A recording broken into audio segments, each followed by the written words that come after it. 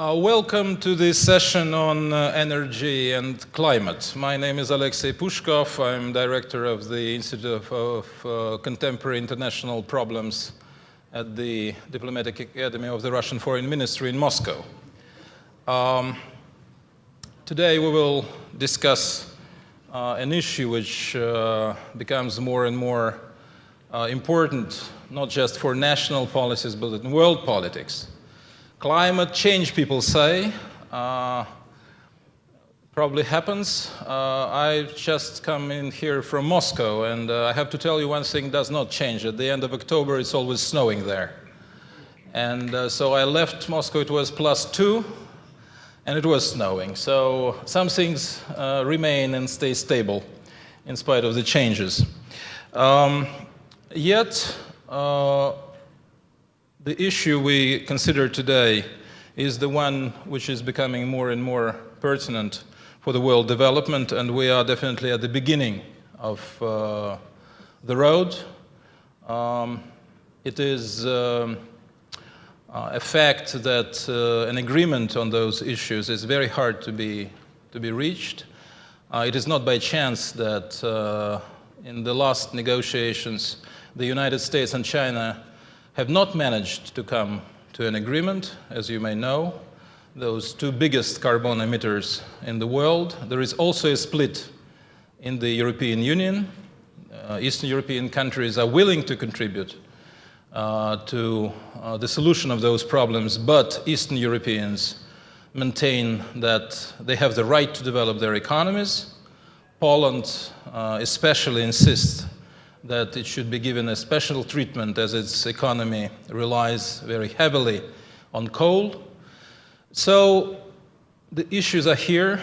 In Russia, the issue of carbon emission is also slowly, very slowly by the way, coming to the forefront of the public awareness. It seems that Russia is one of those countries who will be able to trade in quotas.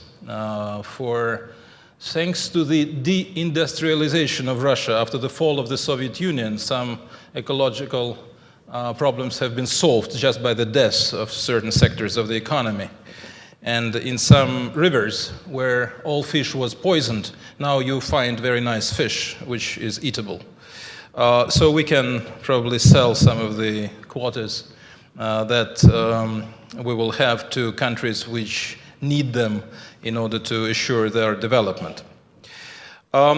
So the questions which we will discuss today stem from the fact that there are very few criteria which are already a basis for the consensus among the nations. The disparities among nations in their development, they are striking. You know this very well. You know the Chinese position, you know the position of a number of developing countries. And still, we must arrive at a common point in 2050 when our per capita emissions must converge to a total of 5 gigatons of carbon for the world. This is a necessity. Will this necessity be met?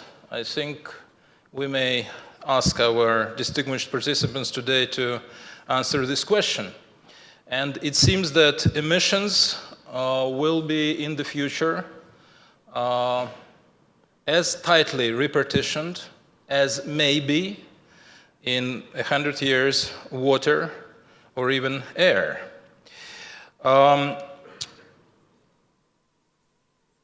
The issue which is probably also extremely important is whether we have the necessary international mechanisms to deal with the carbon emission. For the time of being, the existing mechanisms are those like the G20, where this issue is one of the problems being discussed. We have the G2, which is slowly coming into existence, although I'm personally a little bit skeptical about the stability of the G2 arrangement. For I think China has a number of very special positions, from nuclear disarmament to carbon emissions, so the G2 format may not be very efficient in this area.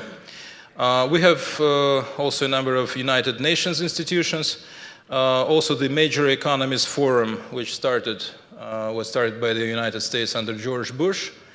Are these the right institution to deal with those issues?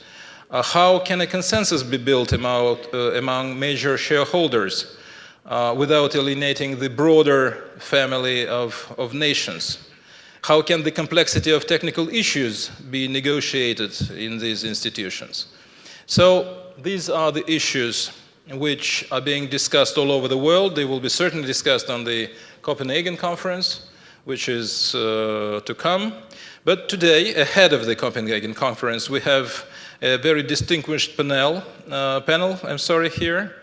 I'm happy to present you Madame Manuelle Lepoutre, Director of Sustainable Development and Environment from Total. Monsieur Richard Bradley, Senior Manager for Climate Change and Energy Efficiency at the IEA. Amil Razdan, former Power Secretary from India.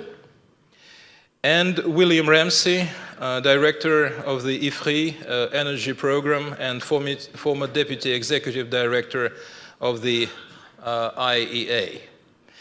So, usually it's ladies first, but I know that at the panels of this kind, we will probably break this rule, and it will be ladies when ladies would like to speak. So first, I would like to give the floor to Mr. Richard Bradley.